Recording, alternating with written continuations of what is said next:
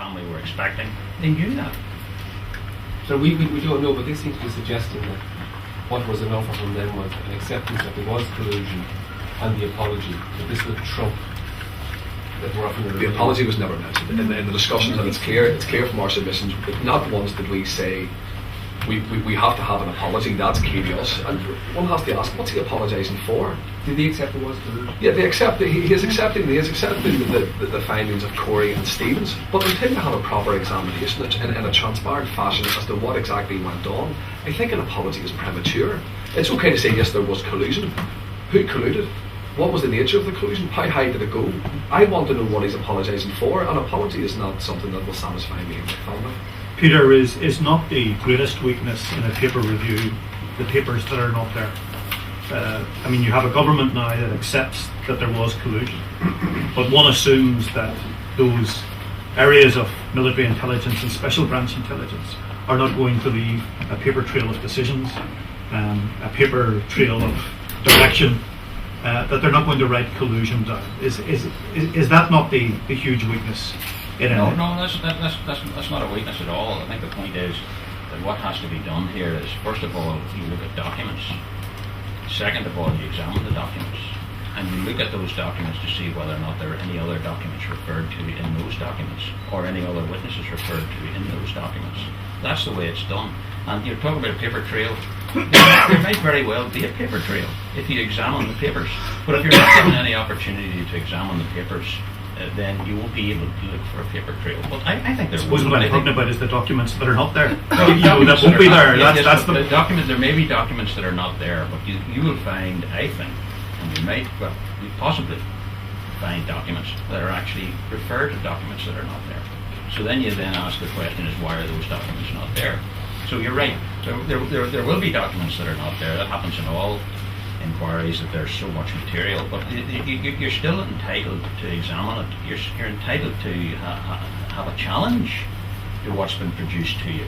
If a statement is produced to you and you say, well, that sounds reasonable enough, there's not much challenge in that. But if you see another statement, you say, well, I don't believe that because it conflicts with another statement that I read last week. So there's a problem there. So how's that going to be resolved? That's going to be resolved by calling the maker of the statement to give evidence to explain the discrepancy in the statement. That's how it's done. That's how you get to the truth. You don't get to the truth by sitting in a room somewhere with 9,000 statements or whatever he said.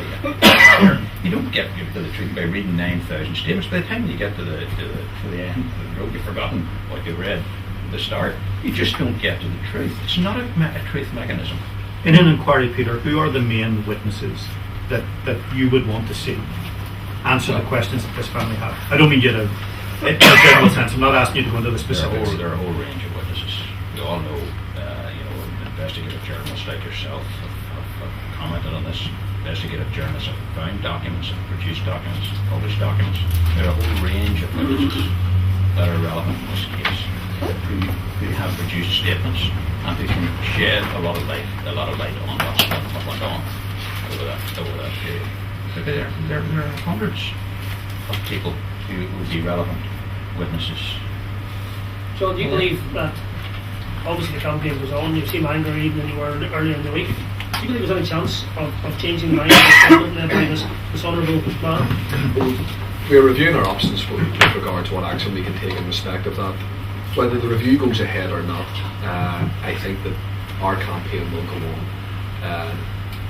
We aren't alone, and we certainly don't represent just the case of my father. It is very symbolic and emblematic of, I think, something that is alleged to have happened here that affected both sides of the community for so long. So am I confident that we will get to where we want to be? Yes, I wouldn't be sitting here otherwise. My family wouldn't continue to fight on if we didn't believe it. Geraldine, John said, he asked the question, what is it the government is afraid of? What is it you think they're afraid of now that you've sat in the room with David Cameron and had that bad news, as Peter described it, delivered to you? Is it an ugly truth that is too ugly to be revealed, or what is it? I think that the British government set themselves up as a democratic society and a model of how to behave, and they invade other countries and try and establish a democracy in these other countries and show people how it should be done and the way to move forward. And I don't think they would like what they have done in the past and how they've managed to achieve things in the past to be exposed, because I don't think they did it with very clean hands.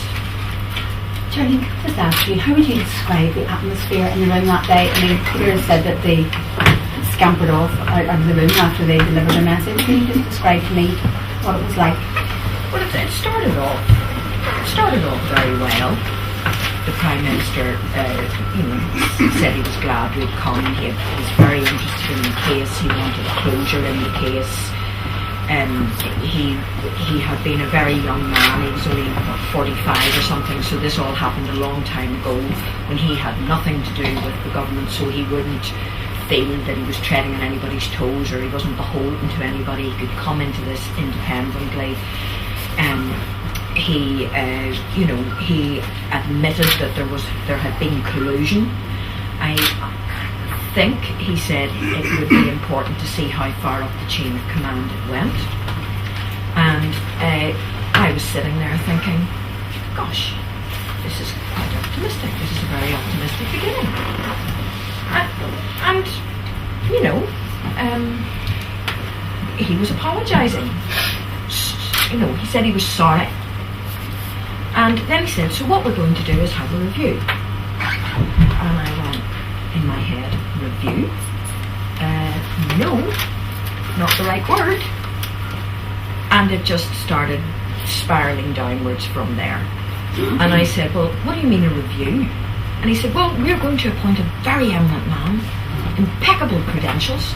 He's going to read all the papers, and then he's going to tell you the truth of what happened. And I said, well, what does the family do? Oh, no, you don't do anything.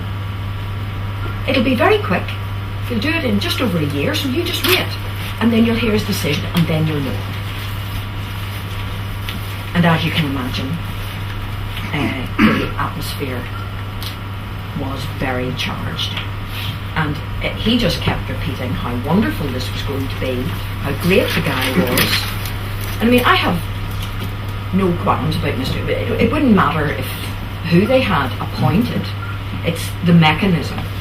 And he just, everybody that was with me, Peter, John, my other son, everybody put forward the reasons why this was a bad idea.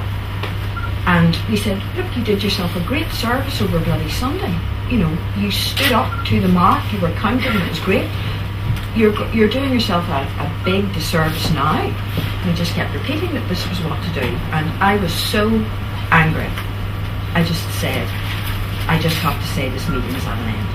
I really, really cannot listen to any more of this. It's finished. Did he seem surprised at that reaction? I didn't even look at him. I just had enough.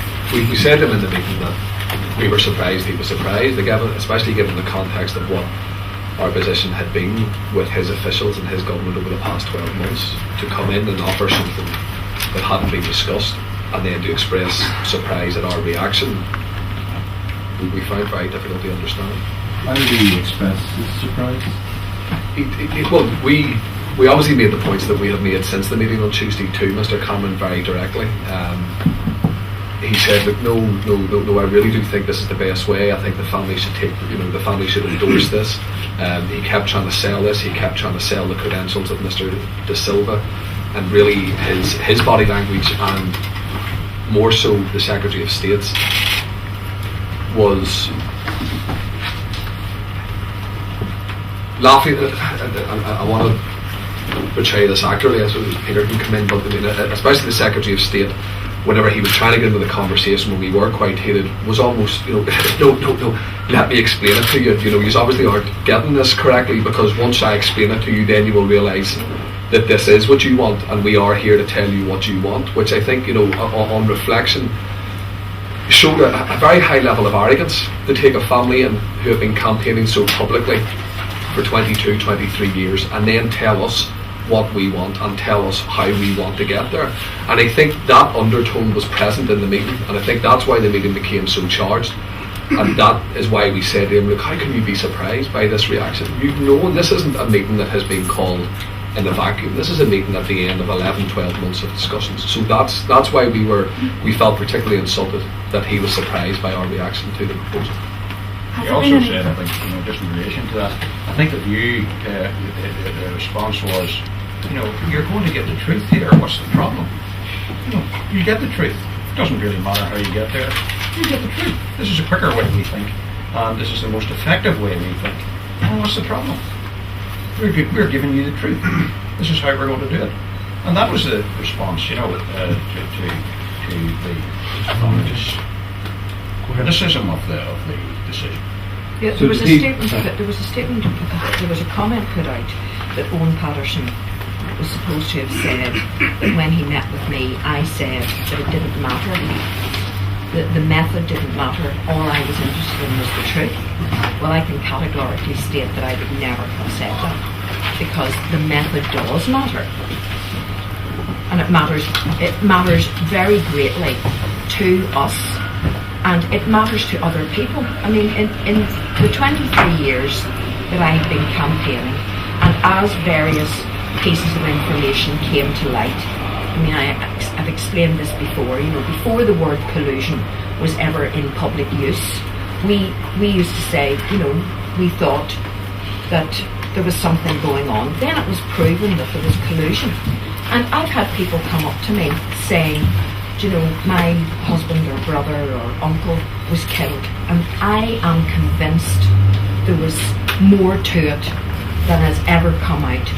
I think, it's linked up with your case, so would you please continue doing what you're doing? I'm not able to do it. I don't want to do it. I couldn't go out in the public domain the way you do, but if you find out what was going on and expose it, I'll be happy, because then I'll know that what I was thinking was right all these years. So did Cameron, did he project it in all the contacts you had and exchange documents and stuff? Does it sound like he thought, well, this is a negotiating position by the Finucane, if this is what they would ideally like, but they're likely to settle for something less? No, he would never have got that. He would never have got that. We set out our minimum position, and our minimum position was just the international obligation. Our minimum position was to have an open transparent inquiry that's public. That's a minimum position. And we even went as far as to say, right, okay, there's the Inquiries Act that we have objected to, Section 19. That seems to be something that we can work our way around. We've done that already in the Ballamusi case, which was a serious case, a serious investigation, a serious inquiry, and as you know, into the treatment of people in Iraq, leading to death. And that didn't last long. That was, I think, it was only 2 years, as far as I know, maybe less, on a fairly quick report, which is out now. That was what we said we would go for. That's a public inquiry under the Inquiries Act 2005. So what's the problem about that? They haven't answered that. They didn't come back to us. This is a big problem I have. They didn't come back and say, that's not a runner. They didn't say that, didn't explain it. And why is it not a runner? It's already been conducted in London. They heard all the witnesses, they produced all the documents. There was a proper public inquiry on the Inquiries Act. Why can't they do the same thing in Pasquias? It's very similar. Allegations against British soldiers in a base in Iraq, mistreating and hooting and plastic cuffing detainees. One of them died, and the witnesses were all soldiers who were there in the regiment. The regimental commanders were all there. And gave evidence about what happened. The documents were produced, and it was conducted fairly quickly. And what's the problem about that? I think we never even got that opportunity to say what's the problem about that. We discussed it, and it was our option, and we produced that as a submission that it was our option. And I still don't know what the problem is with it. Getting your reaction, has there been any communication with the NIO or Downing Street or anybody since Tuesday?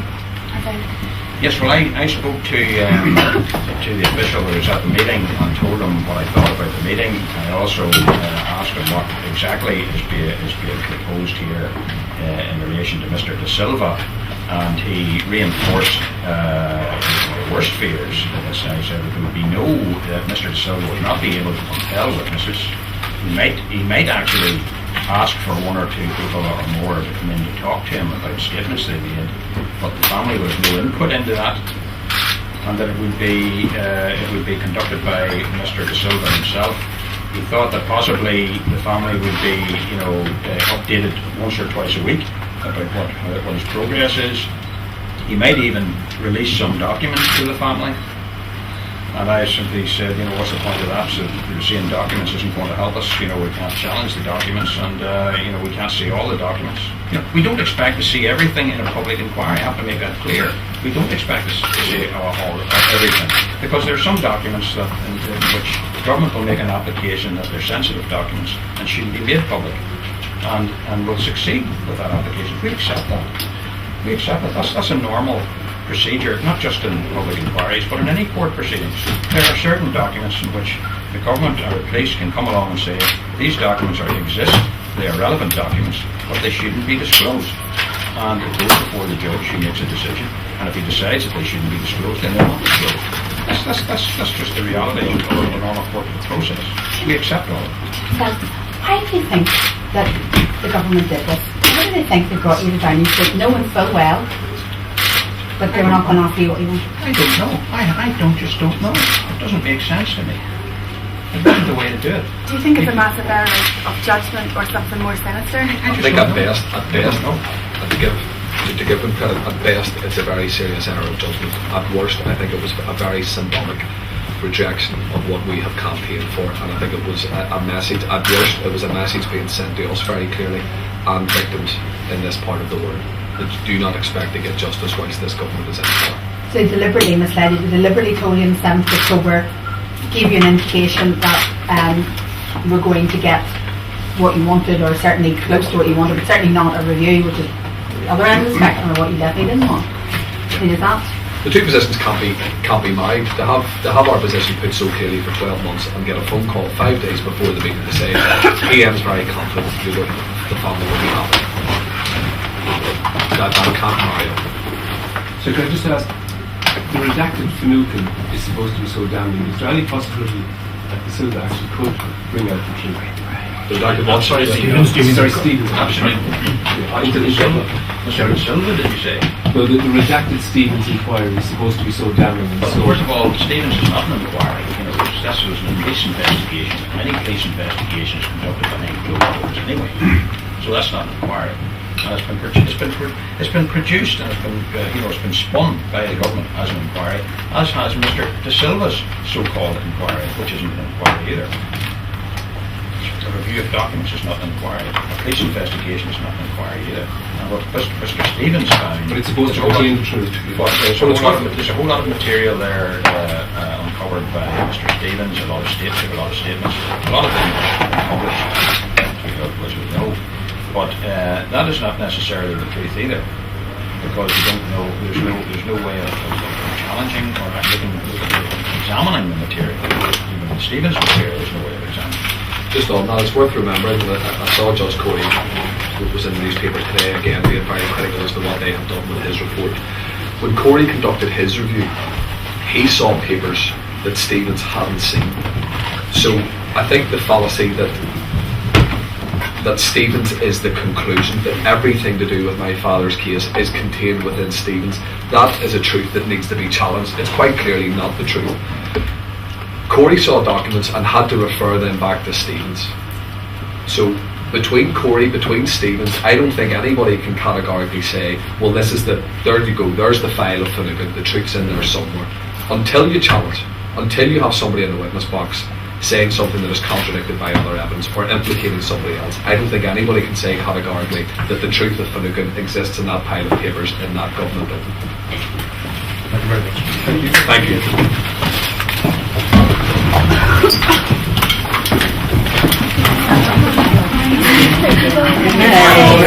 Come on. Oh, I'm so relieved when I'm happy. You give me your name and your number.